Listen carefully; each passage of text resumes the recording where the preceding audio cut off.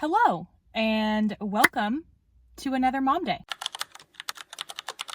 For those of you that don't know, Mom Day is something that my husband and I do where once a month he gets a day and I get a day where we can essentially just do whatever it is that we want to do.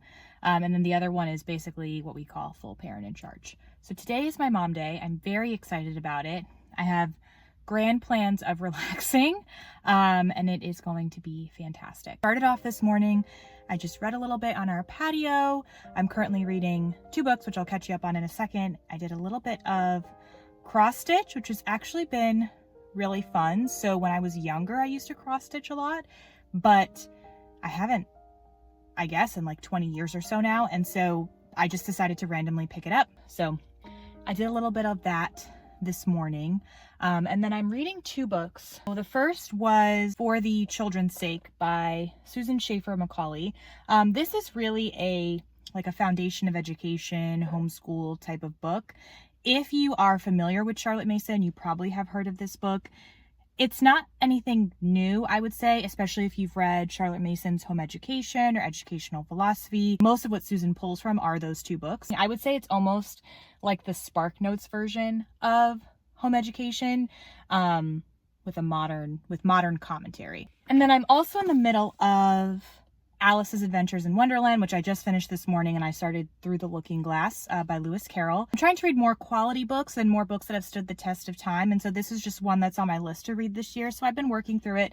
I'm not loving it. It's not one that I am dying to read. I do enjoy it, sort of, when I'm reading it. I don't know, I think maybe it's just not for me. I obviously understand why it's a classic and why it has stood the test of time. Maybe I just need to read it again. I've never seen the movie or read it at all, so this is like literally my first exposure to the story. So maybe it's just something you need to read a couple of times. I don't know, but we'll see. The plan for the day is to go to the library. It is early. It's like 10 a.m., which is when they open, because I find that what ends up happening on Mom Days is I spend the entire day running around, going to different stores, bookshops, whatever, and I never get to actually relax, which is the whole point of Mom Day. So today I'm going to get to the library early. I want to pick up a couple of biographies, and I wanted to pick up a couple of books for Summerween because I do want to complete the Summerween challenge again. One of the things that I'm trying though is, if you've been around at all, you know that the end of last year, I kind of turned my reading life on its head, and I've been just really thinking more critically about what books I'm reading, and not just reading books to read books, but reading books because they're quality or I actually want to read them. And do I want to read them because I want to, or because everyone else and their mother is reading them? So I don't have a list. I'm just going to go with whatever I see, especially for the biographies. I think that will be a lot of fun. I started looking up, top 10 biographies everyone should read. And then I thought, I'm not going to pick one up just because the internet says I should. I want to go and just read one because I want to read one. The prompts for Summerween, I think, are, it's an audiobook or like a novella, which that's an easy one I can just decide in July. And then one with a sky on the cover, which I have no idea what I'm going to do for that one. And then a book to read at night. I do have The Red House Mystery by A.H. Milne that I haven't read yet. And I think there's a category for a book you've had for a long time. So that's going to be my book I've had for a long time. So really what I'm looking for is a book with the sky on the cover and maybe a couple mysteries and thrillers to just follow along with the rest of the prompts. And then I'll decide in a couple weeks which ones that I want to read. So I'll take you along with me.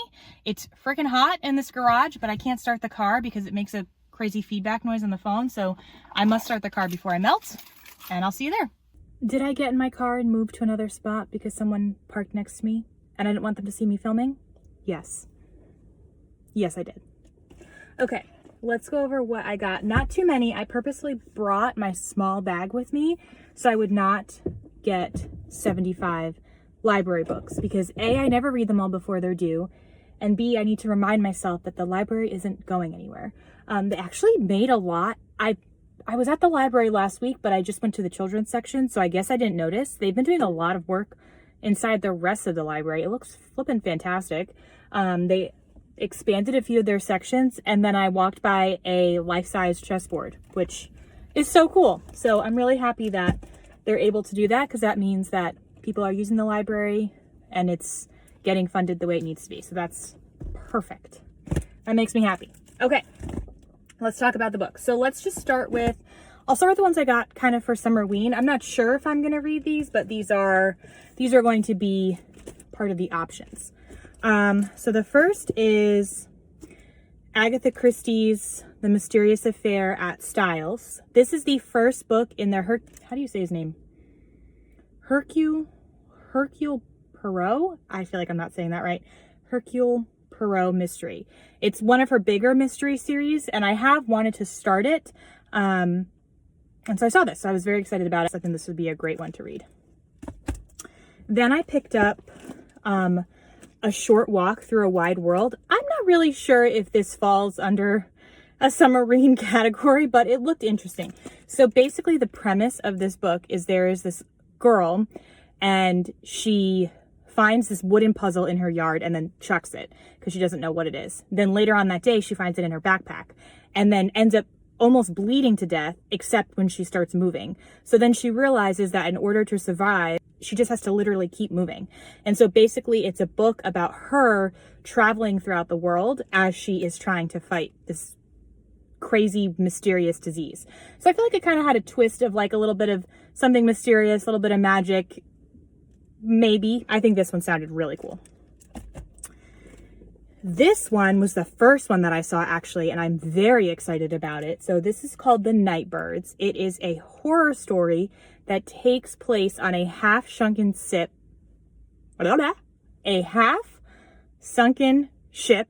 in Galveston, Texas, where let me just read it to you. Charlie Book and Ruby Cahill have a history. After their love ended in heartbreak years ago, they never expected to see each other again.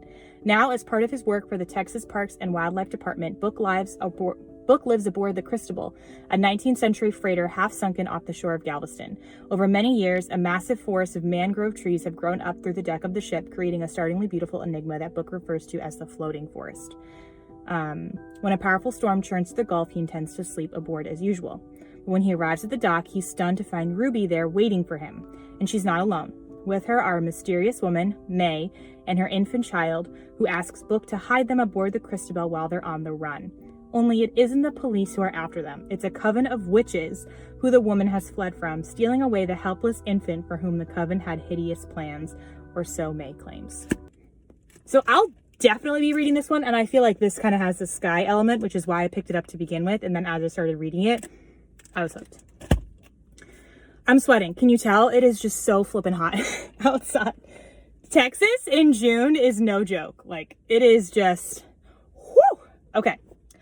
The last one for Summerween is The Night in Question. So this is actually a series of short stories. They're basically all random. Like in one of them, a reporter writes an obituary about someone and the next day the person comes in and says, I'm not dead. Or there's another short story apparently about a man who bites a dog instead of the reverse. So they're just kind of, I think, just unexpected short stories, but I thought this would be kind of cool.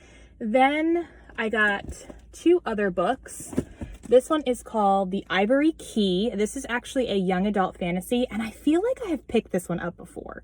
I've definitely seen this before, and it has to do with four siblings who are trying to track down this ivory key, and they basically all have a plan for it when they get it. I think we're just kind of following them. The cover is what drew me to it, to be honest with you, but then as I started reading the description, it sounded very interesting. And again, I really feel like I've picked this up before, or I've put it on a list, so I definitely grabbed it. And the last one was my biography. So I was kind of disappointed. My library didn't have a huge biography section. I didn't go into the large print biography section, so maybe there would have been a lot of different ones there. And I feel like biographies are kind of hard. Actually, after I did it, it's kind of hard to go just into the biography section with no rhyme or reason, just reading people's names. But I did pick this up, which is Cleopatra by Stacy Schiff. So I don't know if this is a good Cleopatra biography. I've never read a biography on Cleopatra, and I think it will be very, very interesting, and I'm very excited about it. So that is it. That is the haul. So I'm sure you can tell I'm sweating, so I'm going to start this car. We're going to go enjoy the rest of Mom Day. It is only 11 o'clock, which is great. I'm going to settle in, read some books, maybe do some cross-stitch, maybe make myself a chai, I'm very excited about it. It's a few hours later, so I just want to catch you up with where I'm at right now. I finished through The Looking Glass as well. I actually started listening to it on audio. I started just like doing my cross stitch and then listening to it on audio, and I enjoyed the audio much, much more. I don't know if it's because the narrator was doing voices, or maybe it's just a better book to listen to as opposed to read, but I actually thought it was funny when I was reading it, so I enjoyed that a lot more. I think if you ever end up picking this up and you're struggling with it, try flipping over to the audio, because I found that to be much more helpful. So this is done. It has overall just been a really relaxing day. It's really nice to just spend that much time reading and doing some cross stitch, with, of course, taking some necessary breaks to play hide and seek and have a dance party. Must do that.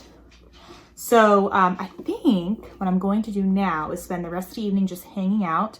I have some chocolate cake in the fridge that I didn't eat yesterday and I'm very excited about. And then I think I'm actually just going to start Emily Wilde's Map of the Other Lands. This was on my list to read this year. I bought this, I think last year, right around the time, right after I read the first one. And when I was at the library today, I saw the third one and it reminded me that I have not yet read this. I'm gonna start it and then I'll give you all a little update later on this evening to see how it goes.